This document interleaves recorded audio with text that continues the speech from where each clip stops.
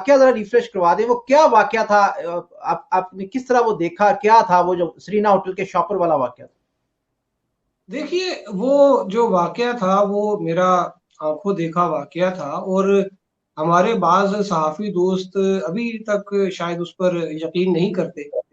लेकिन मैं जब भी मेरे से इस बारे में किसी ने कोई सवाल किया, तो ये सिर्फ ये नहीं था कि मैं वहां पर मौजूद था, वहां पर मेरे साथ दो तीन वकला भी मौजूद थे, और जो कि सीनियर वकला है वो भी वहां पे मौजूद थे। और ये एक अ, इत्तेफाक की बात थी कि मैं वहां पर जो मोहम्मद बशीर जो जज थे, जिन्होंने सजा सुनाई थी 6 जुलाई को, मैं हम्म, उनके अदालत के जो दाखिली दरवाजा है उसके बिल्कुल सामने खड़ा हुआ था।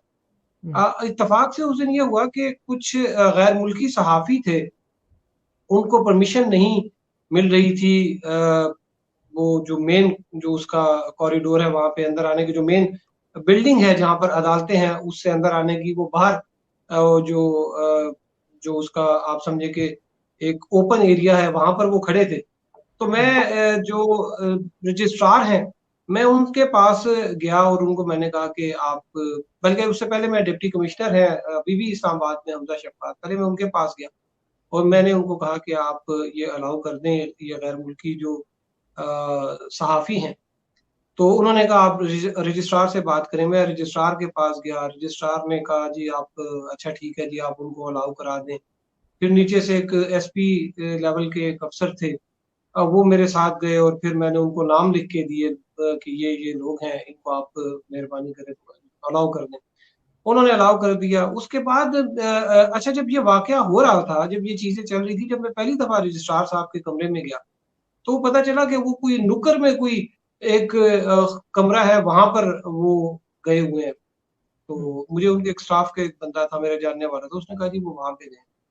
मैं जब उसमें गया तो उस रूम में वो एक कुछ डिक्टेट करवा रहे थे, आगे एक कंप्यूटर वाला बैठा हुआ था और वो हम्म, उसको कुछ चीजें बता रहे थे कि यहाँ पे ये कर दें, यहाँ पे ये कर दें, यहाँ पे ये कर दें।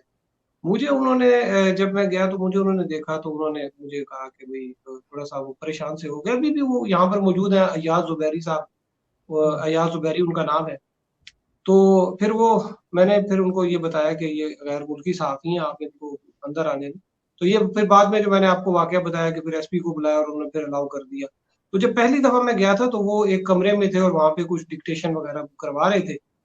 तो हम्म, मैं फिर नीचे आ गया और वहां पर अदालत के सामने कि भाई अब फैसला आए तो हम उसकी लें, क्योंकि फैसला ये सुनाया जाना था 10 बजे। हम्म, लेकिन करते करते करते करते करते वो तकरीबन 2:30-3 बज गए। और ये आपको पता है कि इस किस्म की जो सूरत हाल होती है, ये रिपोर्टर के लिए बड़ी अजियतनाक होती है कि आप आप न कहीं जा सकते हैं न कहीं आ सकते हैं, क्योंकि आपको पता होता है कि किसी वक्त भी अदालत जो है वो बुला लेगी और फैसला सुना देगी। तो अगर आप वहां पर मौजूद ना हो तो ये एक खबर तो मिल जाती है, लेकिन आपके अगर अंदर एक तशनगी सी रह जाती है कि मैंने ये इवेंट जो है ये लाइव कवर नहीं किया, मैंने नहीं देखा, ये क्या आपने वो। तो इस वजह से मैं उनके रूम के सामने खड़ा था। तो एक एक उनका एक जो ऑफिस बॉय टाइप एक होता है, जिसको अ, जो कोर्ट की लैंग्वेज में बुलारा कहते हैं, यानी कि जब कोई केस लगता है वो आके बाहर कॉल देता है कि नवाज शरीफ बनाम नैब, या जो भी हो उसका वो नाम देता है वो। तो वो कुछ जो है वो एक शॉपिंग बैग में कुछ लेके आ रहा था। वो 2:30-3 बजे तो मेरा ख्याल था कि शायद वो कुछ खाना लेके आ रहा है। फिर मैंने जब देखा तो वो सरीना होटल का उसके पास शॉपिंग बैग था। तो मैंने कहा यार ये सरीना होटल से, मतलब अब इनके दो मतलब जो रीडर वगैरह हैं शायद इन्होंने सरीना होटल से, फिर लेकिन वो खाना मंगाने की कोई तुक नहीं बनती थी, क्योंकि हम्म, मैं नॉर्मली मैं कोर्ट रिपोर्टर हूँ यहाँ पे।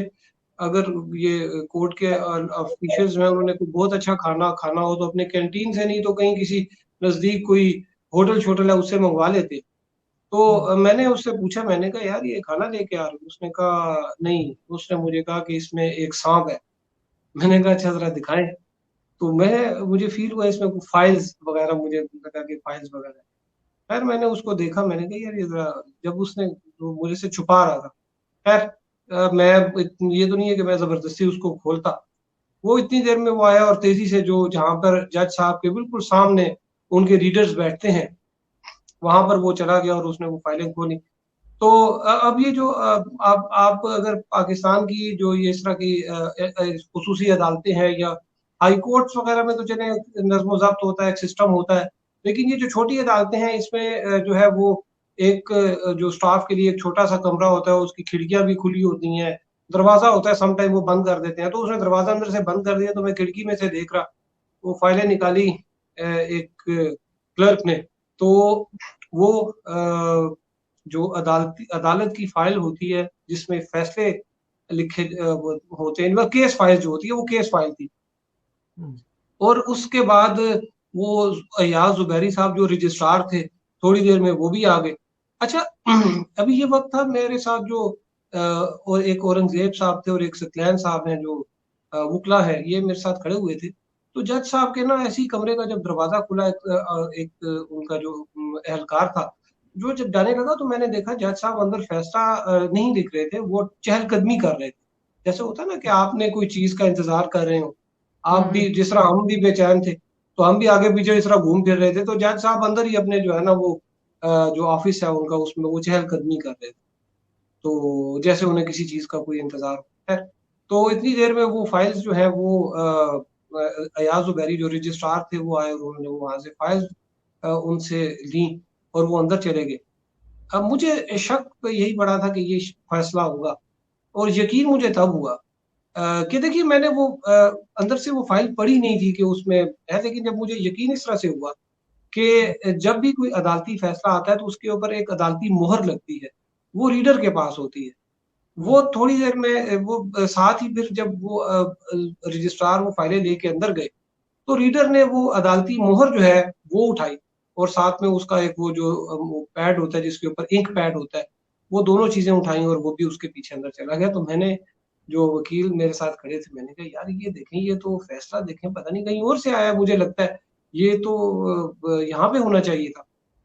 खैर मैंने उस वक्त एक ट्वीट कर दी थी, बाद में उस पर कयूम सिद्दीकी जो है उन्होंने शाम को एक उस पे अपना जो अपना यूट्यूब चैनल है उस पर उन्होंने एक वो प्रोग्राम सा किया, और फिर उसके बाद ये हुआ कि अगले दिन जो मेरी ट्वीट थी वो बड़ी वायरल हुई। फिर ये पार्लियामेंट में ये सवाल उठाया गया, जो फैसला लेके आया था अदालती एहलकार था आमिर, वो बड़ा परेशान हुआ। और जब मैं नेक्स्ट आगे तो शायद छुट्टी थी, और जब मैं नेक्स्ट वर्किंग डे को जब मैं गया हूँ सोमवार वाले दिन अदालत में, तो मैं जुबैरी साहब के पास भी गया, रजिस्ट्रार जो है उनके पास।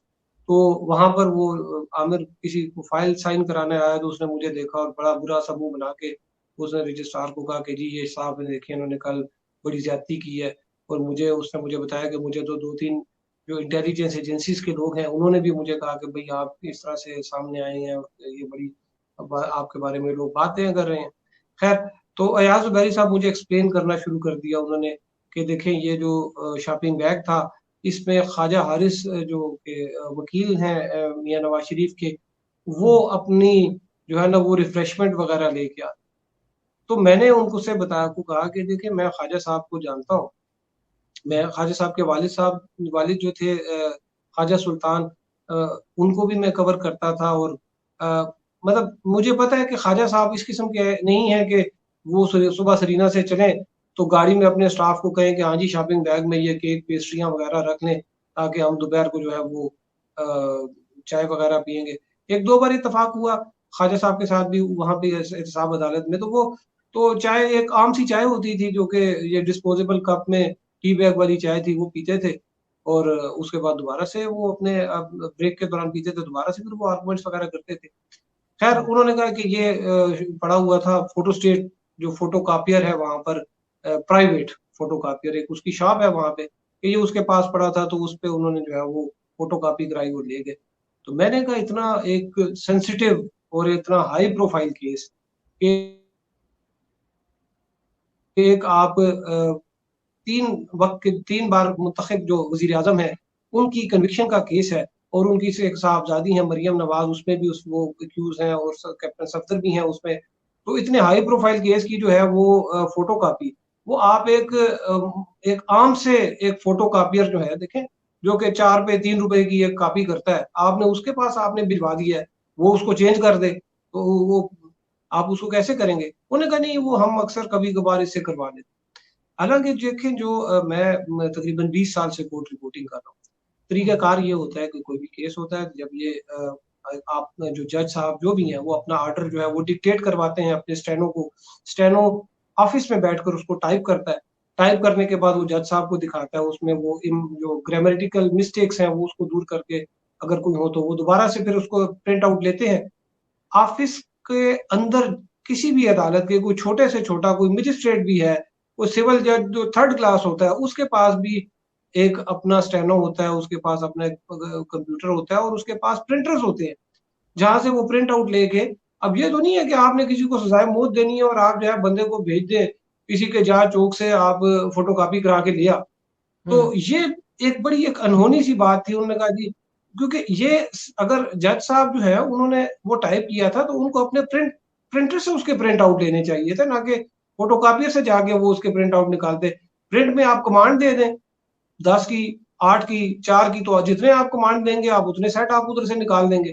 तो ये तो नहीं है कि आपके पास में और आपको पता है और आपने एक तारीख रखी हुई थी उस केस के लिए कि इसको अनाउंस होना है। खैर वो इस तरह से फिर वो उन्होंने मुझे बल्कि मैंने तो उनको ये भी बताया, उन्होंने कहा मैंने उनको ये भी बताया कि मेरी जो इत्तला है उसके मुताबिक जो फर्स्ट फ्लोर है ये एहतसाब अदालत की जो यहाँ पे प्रेमिसेस है जो जुडिशियल कॉम्प्लेक्स है उसकी जो फर्स्ट फ्लोर है वहां पे बैठ के जो है उसको रिकंस्ट्रक्ट किया गया है इस अदालती फैसले को। उन्होंने कहा वहां पे तो मैं बैठता हूँ। मैंने कहा जी बिल्कुल आप ही की जेर निगरानी किया गया है। फिर उन्होंने इस बात को कहा कि उन्होंने कहा कि जी वो आज उनका कोई बंदा नहीं आया था जो कि ये इस किस्म के काम करता है। तो कुछ जो स्टेटमेंट्स थी एक आध विटनेस की उसमें एक दो चीजें ठीक करनी थी, तो मैंने फिर यहाँ से ऊपर से ठीक करवाई है। तो मैंने फिर जब उनसे पूछा कि किसकी स्टेटमेंट थी तो उन्होंने वाजिद ज़िया का नाम लिया जो कि अभी डीजीएफआई है कि उनकी स्टेटमेंट मैंने जो है वो यहाँ पे बैठ के जो है वो मैंने वो ठीक कराई है। और फिर उन्होंने कहा जी यहाँ से वो लिफाफा लेके तो नीचे जा रहा था और जाके कर रहा था। खैर उसके बाद जो है वो मैंने अपना एक